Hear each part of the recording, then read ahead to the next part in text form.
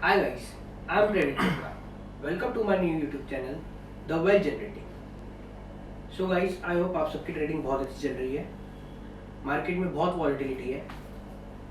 हम इंडेक्सेस में ही कम से कम 2 से 2.5% की मूवमेंट देख रहे हैं और स्टॉक्स में 8 से 10% की. So I hope you make very handsome profit. अगर आप प्रॉफिट नहीं भी कमा रहे हो तो कोई प्रॉब्लम नहीं है. मैं कुछ गोल्डन रूल्स इंट्राडे के लिए लाया हूँ. आप इस रूल्स को फॉलो करो and trust me guys, you will increase your accuracy and you will make very handsome profit.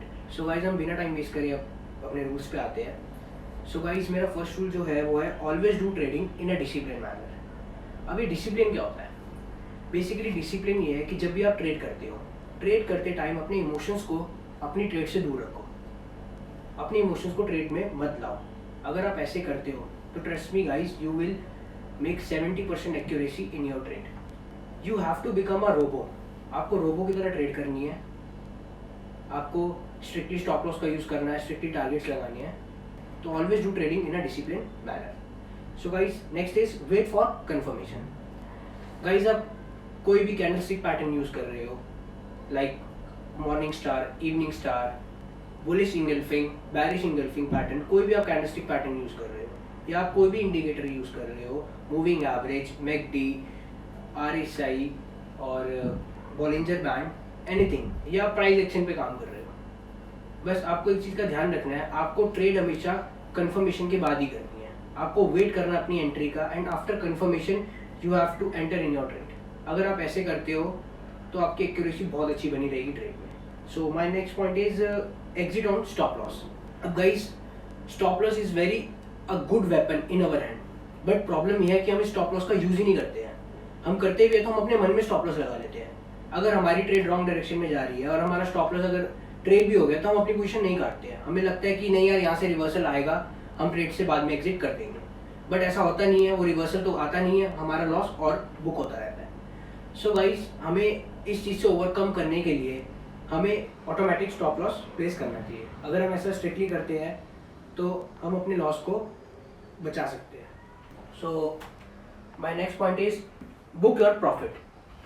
So guys, जैसे हम स्टॉप लॉस मेंटेन करते हैं वैसे हमें अपने टारगेट्स भी मेंटेन करने चाहिए. हम टारगेट किसी भी तरीके से निकाल सकते हैं, सपोर्ट रेजिस्टेंस से, फिबोनाची रिट्रेसमेंट से, किसी भी तरीके से हम टारगेट निकाल सकते हैं. अगर आपने टारगेट्स निकाले हैं तो डिसिप्लिन के साथ उन टारगेट्स को फॉलो करो और उसी टारगेट पे अपनी पोजीशन को एग्जिट कर दो. अब गाइज, ये तो है नहीं आपने कोई भी 100 रुपीज़ का शेयर परचेज करा है, अब इंट्राडे में वो 200 का तो होगा नहीं. तो सिंपल है गाइज, जैसा तो मूवमेंट उसमें 5 से 10% की आएगी. तो आप अपने टारगेट्स पे रहो, टारगेट्स पे एंट्री करो. हमें डिसिप्लिन के साथ ट्रेड से एग्जिट कर देना चाहिए when we achieve our targets. Okay, so guys, my next point is don't do over trading. Okay guys, हमें दोनों केसेस में ओवर ट्रेडिंग नहीं करनी चाहिए. चाहे हम लॉस में बैठे हो, चाहे हम प्रॉफिट में बैठे हो. अगर हमने सपोज 1 डे लॉस बुक कर लिया है, ठीक है गाइस, उसी टाइम आप अपनी डिसिप्लिन के साथ स्क्रीन ऑफ कर दो. अब मत ट्रेडिंग करो. आप ये सोच लो कि ये दिन मेरे लिए बहुत बेकार है, मुझे ट्रेडिंग नहीं करनी चाहिए. आप शांति से बैठ जाओ, क्योंकि गाइस अपॉर्चुनिटीज़ बहुत मिलेगी आपको. अगली सुबह होएगी, आपके पास दोबारा मौका होगा ट्रेड करने का, तो आप आराम से एंट्री करो ना. जल्दबाजी किस लिए?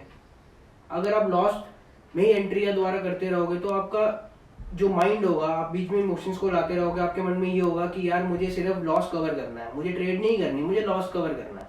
आप उस लॉस कवर करने के चक्कर में और लॉस बुक करते जाओगे, क्योंकि उस टाइम आप कोई भी डिसिप्लिन फॉलो नहीं करोगे. गाइस, ट्रस्ट में अपने एक्सपीरियंस से बता रहा हूँ, मैं भी नहीं कर पाता था यार. हम कर ही नहीं पाते, क्योंकि हमें होता था कि यार मैंने इतना लॉस बुक करा, मुझे और लॉस, इस लॉस को कवर करना है. सो गाइस, हम उस टाइम डिसिप्लिन यूज ही नहीं कर पाते अपना. हम ना कोई स्टॉप लॉस लगाएंगे, ना कोई हमारी कंफर्मेशन के साथ एंट्री होएगी, कुछ भी नहीं होगा.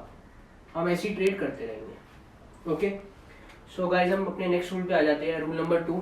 गाइज, ये बहुत अच्छा रूल है. इस रूल को आराम से सुनो, प्रॉपरली अटेंशन के साथ सुनो, एंड ट्रस्ट मी, अगर आप इस रूल को फॉलो करते हो तो आप अपनी ट्रेड में 80 to 90% एक्यूरेसी बनाओगे, और ट्रस्ट में आपका अकाउंट कभी भी माइनस फिगर में नहीं जाएगा. So guys, my rule 2 is always use 1:3 risk reward ratio. अब गाइज, अगर हम इस रूल को फॉलो करते हैं तो हमारा अकाउंट कभी माइनस में नहीं हो जाएगा. अब ऐसा पॉसिबल कैसे है? तो ठीक है, मैं आपको एक प्रोबेबिलिटी का रूल आपके साथ शेयर करता हूँ। गाइस, अगर मैं आपको कहूँ कि आप एक कॉइन को टॉस करो तो उसमें हेड और टेल आने की प्रोबेबिलिटी क्या होगी? 50-50%। ओके, अगर मैं आपको कहता हूँ कि आप सेम कॉइन को 4 बारी टॉस करो तो उसकी प्रोबेबिलिटी आने की क्या होगी? 0.25, 0.25, 0.25, 0.25। ओके, अब यही सेम प्रोबेबिलिटी वाला रूल अगर हम अपनी ट्रेडिंग में अप्लाई करते हैं तो इससे होगा क्या कि अगर हम पहली 3 ट्रेडिंग में हमने अगर लॉस बुक कर लिया है और अगर हम एक ट्रेड में प्रॉफिट बुक कर लेते हैं और हम रिस्क रिवॉर्ड रेशियो 1:3 ले रहे हैं तो गाइज हमारा अकाउंट कभी भी माइनस में नहीं जाएगा, हमारा अकाउंट नेट में नो प्रॉफिट नो लॉस रहेगा। हाँ, बट गाइज आप ब्रोकरेज को इसमें इंक्लूड मत करना, उसको इससे अलग रखना। सो गाइज, इस रूल को क्लियर करने के लिए I want to share one example with you. Suppose you have a capital of ₹1 lakh and you have to divide your capital into 4 equal parts. If you divided your capital, you have 25,000 rupees for each trade. And suppose आप ये करो कि आपने पहले 3 trades में loss book कर लिया, then your loss is 75,000 rupees. And last final trade में आपने प्रॉफिट बुक कर लिया एंड आपने रिस्क रिवॉर्ड रेशियो 1:3 लिया है, then in last your account will show no profit, no loss. So guys, my next point is don't put all money in intraday trading. अब guys, आपके पास total capital ही 1 lakh rupees की है। Okay, तो आप सारी अपनी इन्वेस्टमेंट कैपिटल की intraday में मत लगा दो। आप सिर्फ 20% अपनी कैपिटल इंट्राडे के लिए यूज़ करो, बाकी 80% कैपिटल इन्वेस्टमेंट के लिए रखो। क्योंकि अगर आप ऐसे करते हो तो आपकी जो अपॉर्चुनिटीज़ है वो बनी रहेगी मार्केट में, आपको नई नई अपॉर्चुनिटीज़ भी मिलती रहेगी और आप लंबा सर्वाइव कर पाओगे मार्केट में। My next point is don't trade on high leverage. अब गाइस, ये लिवरेज होती क्या है मैं आपको समझाता हूँ, बहुत सिंपल चीज़ है।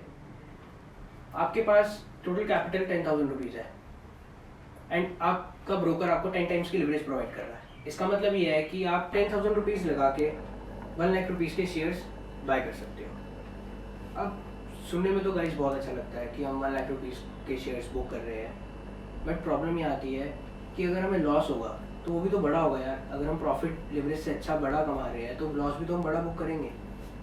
तो मेरा तो ये मानना है कि हमें कभी भी ट्रेड हाई लिवरेज पे नहीं करनी चाहिए। जितनी कम लिवरेज पे हम ट्रेड करेंगे उतना हमारे लिए बेस्ट है, क्योंकि जितना हमारी पॉकेट अलाउ करती है हम उसी के हिसाब से ट्रेड करें ना। क्यों हाई लिवरेज में जा रहे हैं? अगर हमारी ट्रेड राइट डायरेक्शन में जाने के बजाय रॉन्ग डायरेक्शन में जा रही है तो हमें लॉस भी तो फिर बड़ा ही होगा और हमारी नंबर ऑफ अपॉर्चुनिटीज़ कम हो जाएगी और हम मार्केट में लंबे टाइम के लिए सर्वाइव नहीं कर पाएंगे। So guys, don't trade on high leverage. Thank you guys for watching my video. If you like my video, kindly thumbs up and subscribe my YouTube channel to get updates related to stocks, commodities, currencies. And guys, in part 2 of this video, I will give you some bonus rule of intraday trading. So guys, support me as much as you can. Thank you.